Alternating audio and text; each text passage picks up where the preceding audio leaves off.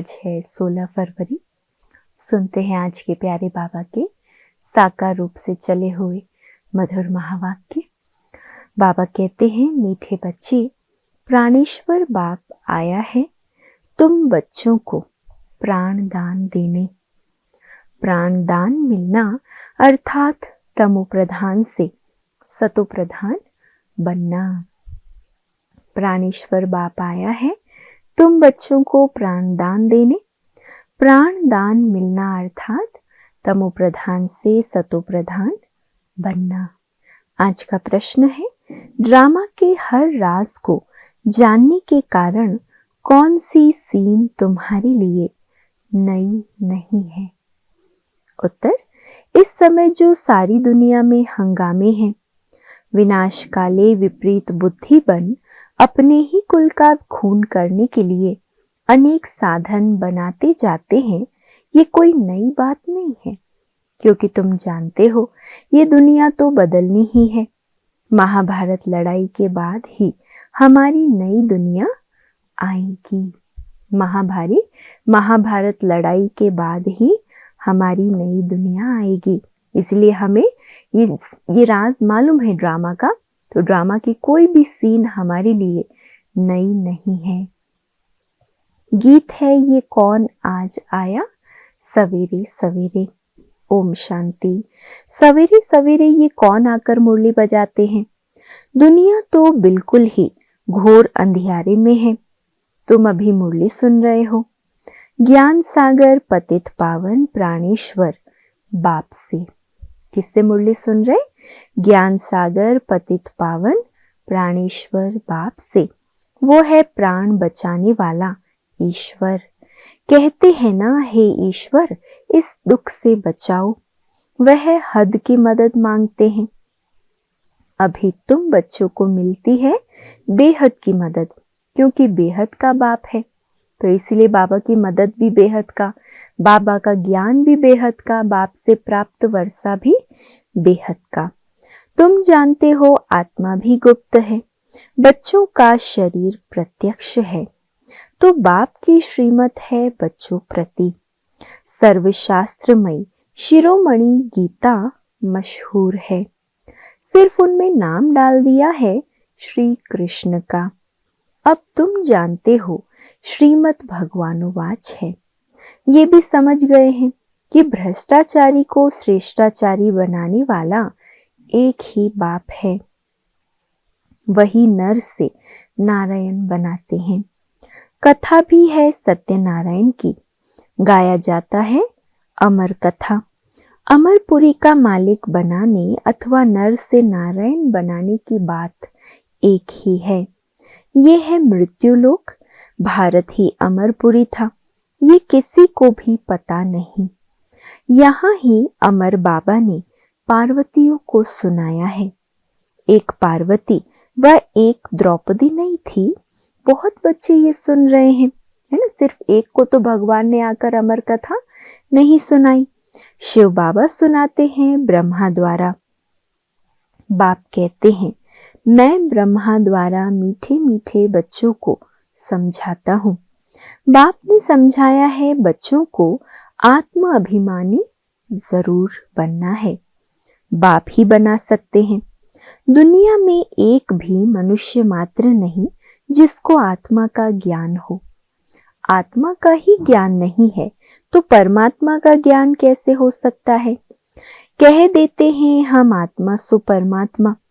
कितनी भारी भूल में सारी दुनिया फंसी हुई है। आत्मा और परमात्मा को एक करके कितनी भारी भूल कर दी है। बिल्कुल ही पत्थर बुद्धि है। विलायत वाली भी पत्थर बुद्धि कम नहीं है। बुद्धि में ये नहीं आता कि हम ये जो बॉम्ब आदि बना रहे, ये तो अपना भी खून, सारी दुनिया का भी खून करने के लिए बना रहे। फिर भी कितना इन्वेंशन कर करके बड़े बड़े बॉम्ब्स मिसाइल्स बनाते रहते हैं।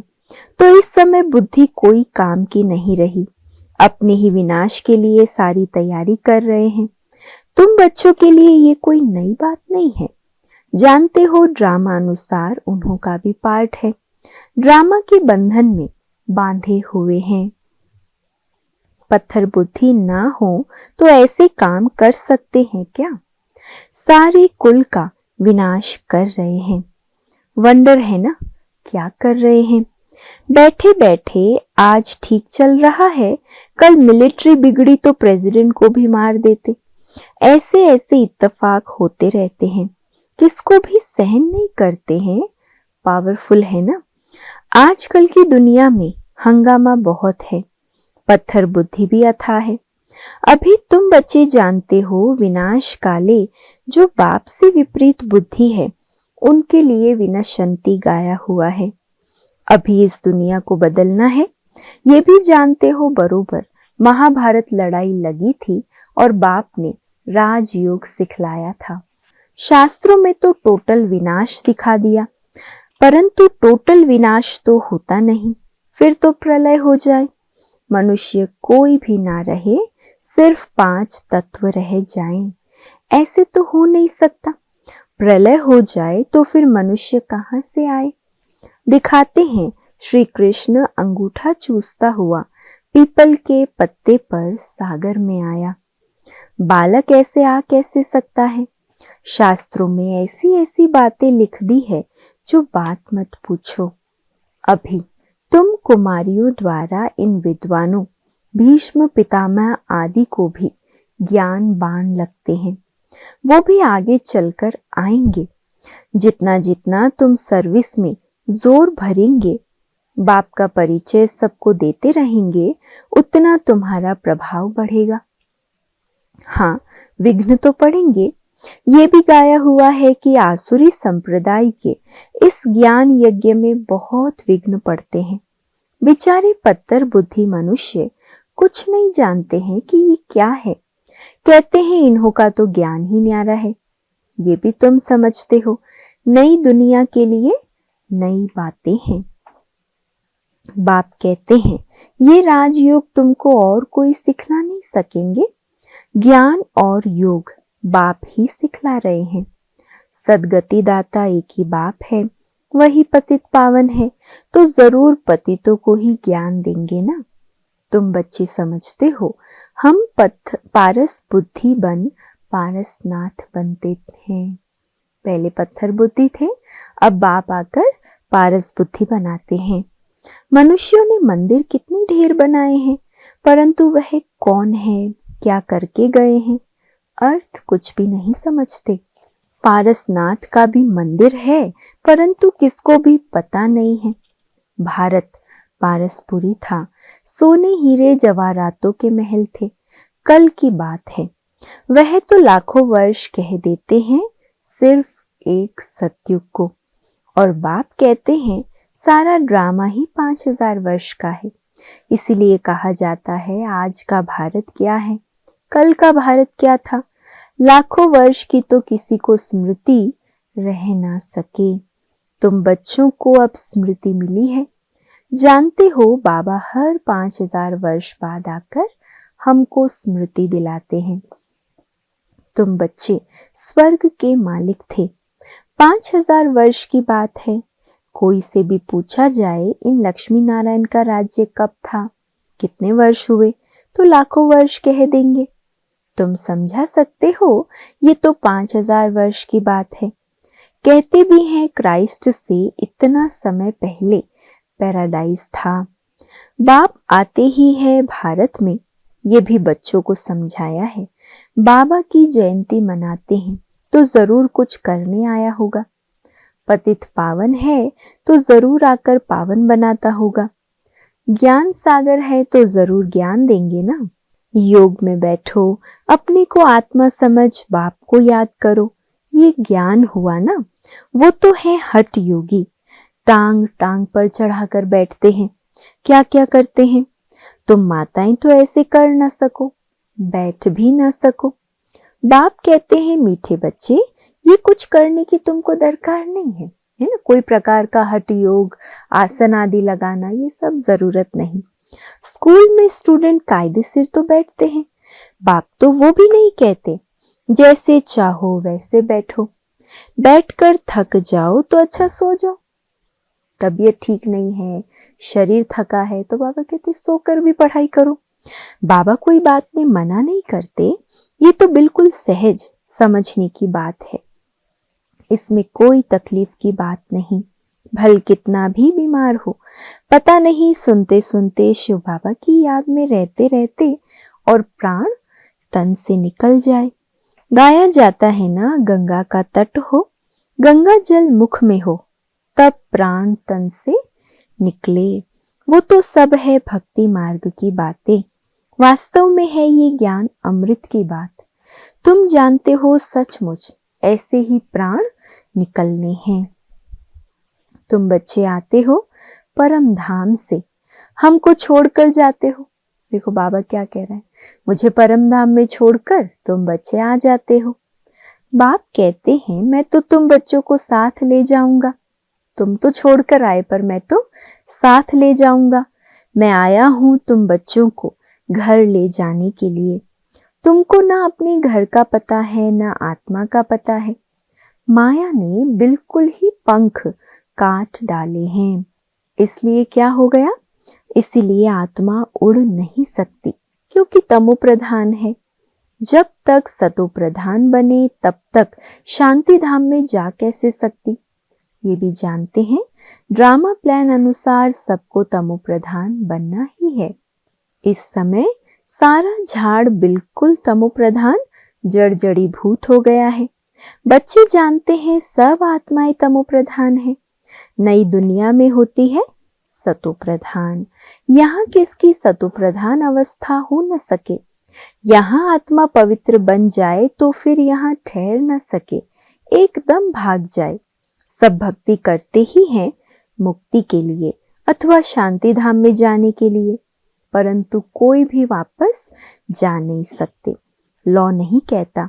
बाप ये सब राज बैठ समझाते हैं धारण करने लिए।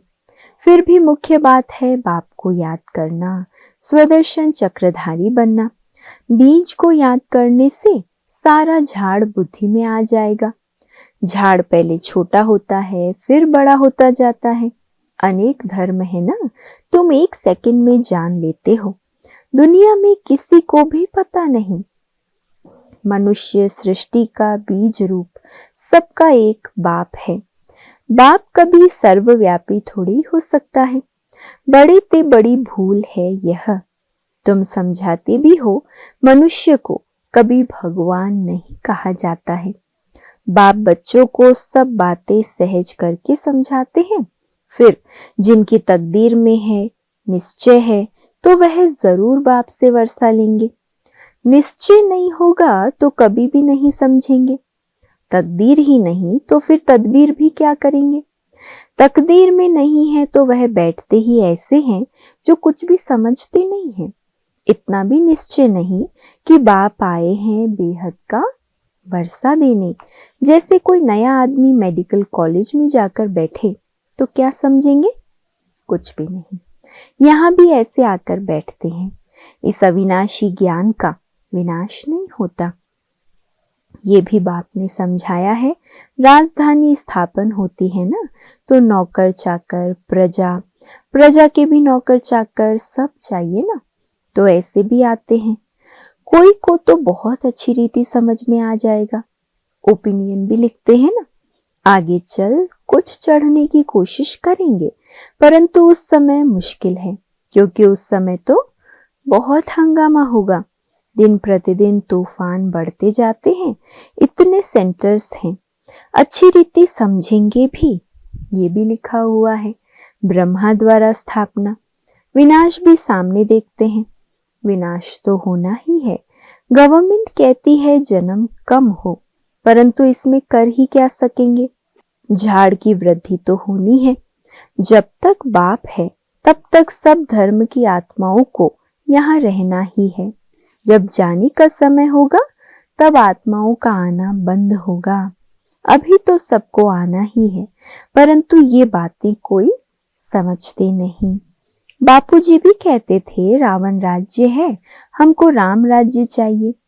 कहते हैं फलाना स्वर्गवासी हुआ तो इसका मतलब ये नर्क है ना। मनुष्य इतना भी समझते नहीं। स्वर्गवासी हुआ तो अच्छा है ना, जरूर नर्कवासी था। बाबा समझाते हैं मनुष्यों की सूरत मनुष्यों की सीरत बंदर की है, अर्थात इतने अवगुण भरे हुए हैं। सब गाते रहते हैं पतित पावन सीताराम, हम पतित हैं पावन बनाने वाला है बाप। वो सब है भक्ति मार्ग की सीताएं और बाप है राम। किसको सीधा कहूं तो मानते नहीं, राम को बुलाते हैं अभी तुम बच्चों को बाप ने तीसरा नेत्र दिया है, तुम जैसे अलग दुनिया के हो गए हो।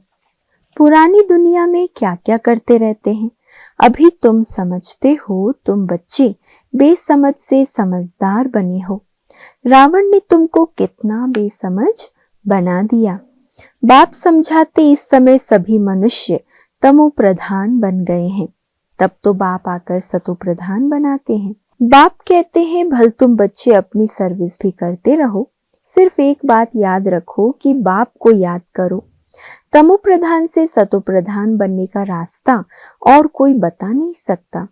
सर्व का रूहानी सर्जन एक ही है, वही आकर आत्माओं को इंजेक्शन लगाते हैं, क्योंकि आत्मा ही तमो प्रधान बनी है। बाप को अविनाशी सर्जन कहा जाता है। अभी आत्मा सतो प्रधान से तमो प्रधान बनी है, इनको इंजेक्शन चाहिए। बाप कहते हैं बच्चे अपने को आत्मा निश्चय करो और अपने बाप को याद करो। बुद्धि योग ऊपर स्वीट होम में लगाओ, हमको स्वीट साइलेंस होम में जाना है। निर्वाण धाम को स्वीट होम कहा जाता है। अच्छा मीठे मीठे सिके लधे बच्चों प्रति माता पिता बाप दादा का याद प्यार और गुड मॉर्निंग। रूहानी बाप की रूहानी बच्चों को नमस्ते और हम सब रूहानी बच्चों की रूहानी माता पिता बाप दादा को याद प्यार गुड मॉर्निंग और नमस्ते। शुक्रिया बाबा, शुक्रिया। धारणा के लिए आज का मुख्य सार है, पहला, ये पुरानी दुनिया विनाश हुई पड़ी है, इसलिए इससे अपने आप को अलग समझना है। झाड़ की वृद्धि के साथ साथ जो विघ्नों रूपी तूफान आते हैं उनसे डरना नहीं है, पार होना है।